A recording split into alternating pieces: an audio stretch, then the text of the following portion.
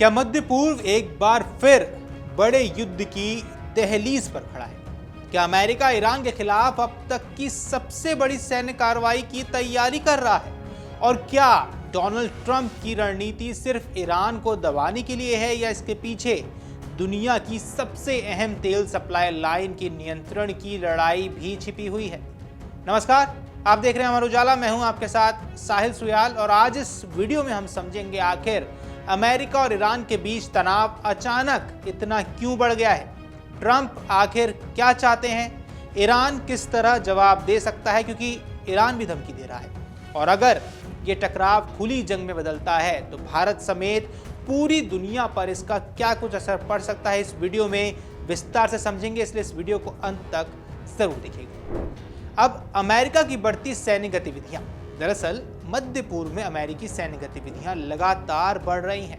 हाल ही के दिनों में अमेरिकी सैन्य कार्रवाई, जवाबी हमले, कड़े राजनीतिक बयानों ने संकेत दिया है कि वॉशिंगटन ईरान पर दबाव कम करने के बजाय और बढ़ाने की रणनीति अपना रहा है। हालिया रिपोर्ट्स की माने तो अमेरिका ने ईरान से जुड़े कई ठिकानों पर कार्रवाई की है, जबकि ईरान ने भी क्षेत्र में अमेरिकी सहयोगियों और ठिकानों को निशाना बनाया है, जिसमें कतर और बहरीन प्रमुख रूप से शामिल है।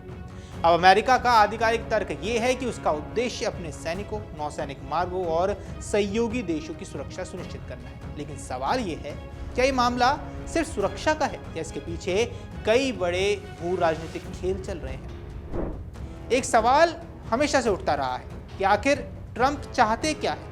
डोनाल्ड ट्रंप लंबे समय से ईरान के खिलाफ बेहद सख्त रुख अपनाते हैं।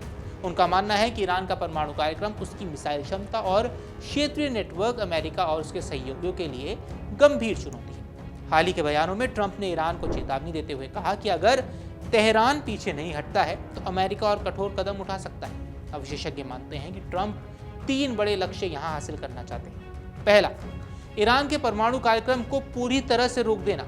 दूसरा, खाड़ी क्षेत्र में अमेरिकी सैन्य और राजनीतिक प्रभाव को बनाए रखना। और तीसरा, ये संदेश देना कि अमेरिका अपने सहयोगियों, खासतौर पर इजराइल और खाड़ी देशों की सुरक्षा के लिए किसी भी स्तर तक जा सकता है। तो क्या ईरान झुक गया? ऐसा होता हुआ नजर तो नहीं आया, क्योंकि दूसरी तरफ ईरान भी पीछे हटने को तैयार नहीं है। तेहरान का कहना है कि अमेरिका लगातार उसके आंतरिक मामलों में दखल देता है और उसकी संप्रभुता को चुनौती देता है। ईरान का दावा है कि वह अपनी सुरक्षा और राष्ट्रीय हितों की रक्षा कर रहा है। इसी वजह से दोनों देशों के बीच बयानबाजी अब सैन्य कार्रवाई तक पहुंच चुकी है।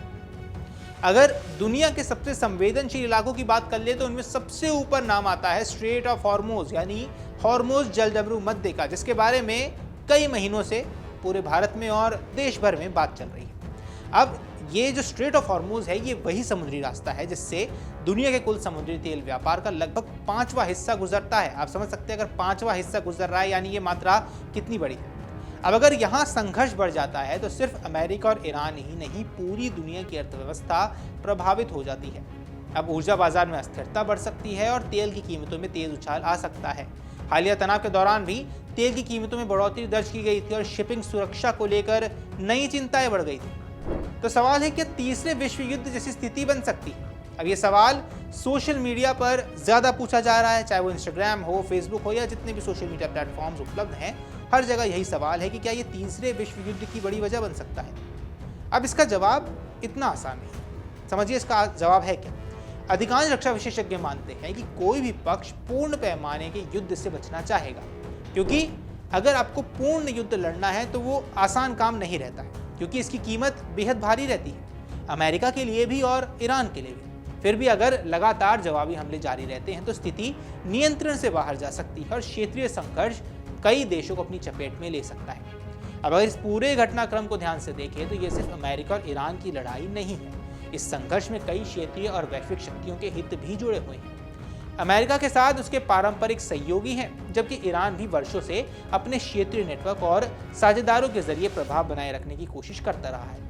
यही वजह है कि अगर संघर्ष और बढ़ा तो इसका असर सिर्फ 2 देशों तक सीमित नहीं रहेगा। अब मध्य पूर्व को समझने के लिए केवल वर्तमान घटनाओं को देखना काफी नहीं। ये क्षेत्र दुनिया के सबसे बड़े तेल और गैस भंडारों में से एक है। दुनिया की ऊर्जा जरूरतों का बड़ा हिस्सा यहीं से पूरा होता है। यही कारण है कि जब भी इस इलाके में तनाव बढ़ता है तो सबसे पहले असर वैश्विक बाजार पर दिखाई देता है। कच्चे तेल की कीमतों में तेजी, शेयर बाजार में गिरावट, शिपिंग कंपनियों की चिंता और महंगाई का खतरा। अब विशेषज्ञ मानते हैं कि अगर हॉर्मुज में लंबे समय तक व्यवधान बना रहता है या ऐसी संघर्ष स्थिति बनी रहती है तो दुनिया की ऊर्जा आपूर्ति गंभीर रूप से प्रभावित हो जाएगी। तो ऐसे में सवाल है, अगर अमेरिका हमला कर दे तो क्या ईरान के पास जवाब देने की ताकत है? कई लोगों के मन में ये सवाल है कि ईरान अमेरिका जैसी महाशक्ति का सामना आखिर कैसे कर सकता है। सैन्य बजट और आधुनिक हथियार के मामले में अमेरिका निश्चित रूप से कहीं आगे है, लेकिन युद्ध केवल हथियारों से नहीं जीते जाते। ईरान की सबसे बड़ी ताकत उसकी असममित रणनीति यानी एसिमेट्रिक रणनीति मानी जाती है, यानी कि ड्रोन, बैलिस्टिक मिसाइलें, समुद्री हमले और क्षेत्रीय नेटवर्क के जरिए दबाव बनाना। अब यही कारण है कि अमेरिका भी किसी लंबे युद्ध में फंसने से बचना चाहता है। हालिया घटनाओं से दोनों पक्षों ने एक दूसरे के ठिकानों और रणनीतिक ढांचों को निशाना जरूर बनाया है, जिससे संघर्ष का दायरा बढ़ने की आशंका लगातार बनी हुई है। अब आते हैं सबसे बड़े सवाल पर कि भारत पर इसका क्या असर पड़ेगा, क्योंकि अगर आप भारत में बैठकर ये खबर सुन रहे हैं तो ये सवाल आपके दिमाग में आना लाजमी है। अब भारत अपनी ऊर्जा जरूरतों का बड़ा हिस्सा आयात करता है। अगर खाड़ी क्षेत्र में युद्ध तेज होता है तो सबसे पहले कच्चे तेल की कीमतें बढ़ सकती हैं। इसका सीधा असर पड़ेगा पेट्रोल और डीजल की कीमतों पर, जैसा कि पड़ा भी था।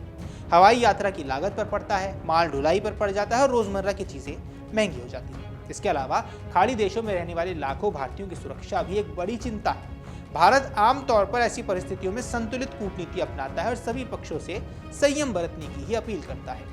तो क्या कूटनीतिक रास्ते अभी भी बचे हुए हैं? इतिहास बताता है कि अमेरिका और ईरान कई बार युद्ध के बेहद करीब पहुंचे, लेकिन हर बार आखिरी समय में बातचीत की संभावना बनी रही। हालांकि इस बार स्थिति ज्यादा जटिल है। दोनों पक्ष लगातार कड़े बयान दे रहे हैं, सैन्य गतिविधियां बढ़ रही हैं और जवाबी कार्रवाई का सिलसिला भी थमता नजर नहीं आता है। इसके बावजूद अंतर्राष्ट्रीय समुदाय लगातार तनाव कम करने और बातचीत बहाल करने की अपील कर रहा है। अब अगर युद्ध लंबा चला तो कौन हारेगा, ये भी सबसे बड़ा सवाल है। पहली नजर में लगता है कि नुकसान सिर्फ अमेरिका और ईरान को होगा, लेकिन वास्तविकता इससे कई ज्यादा बड़ी है। अब समझिए कैसे। अगर ये संघर्ष लंबा चला तो वैश्विक सप्लाई चेन प्रभावित हो जाएगी, तेल और गैस की कीमतें लगातार बढ़ती चली जाएंगी, निवेशकों का भरोसा कमजोर होगा और दुनिया की बड़ी अर्थव्यवस्थाओं में महंगाई फिर से बढ़ जाएगी। कई देशों को आर्थिक संकट तक का सामना यहाँ करना पड़ सकता है। यानी इस युद्ध का असर सिर्फ इन दो देशों तक नहीं रहेगा।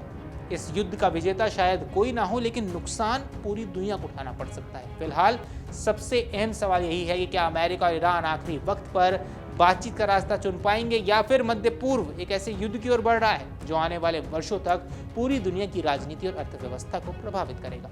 अभी तक की घटनाएं यही संकेत देती हैं कि दोनों पक्ष अपने रुख पर कायम हैं। इसलिए इतिहास भी ये बताता है कि जितना बड़ा सैन्य टकराव होता है उतनी ही बड़ी जरूरत कूटनीति की भी होती है। अब दुनिया की निगाहें वॉशिंगटन और तेहरान दोनों पर है, क्योंकि वहां लिया गया हर फैसला सिर्फ दो देशों का भविष्य नहीं बल्कि पूरी दुनिया की दिशा तय करने वाला है। अब इस पर आपकी जो कुछ भी राय है हमें कमेंट सेक्शन पर जरूर बताएं। फिलहाल के इस वीडियो में इतना ही। नमस्कार। अगर आप ये वीडियो YouTube पर देख रहे हैं तो हमारे चैनल को सब्सक्राइब कर बेल आइकन दबाएं और Facebook पर देख रहे हैं तो हमारे पेज को लाइक करें।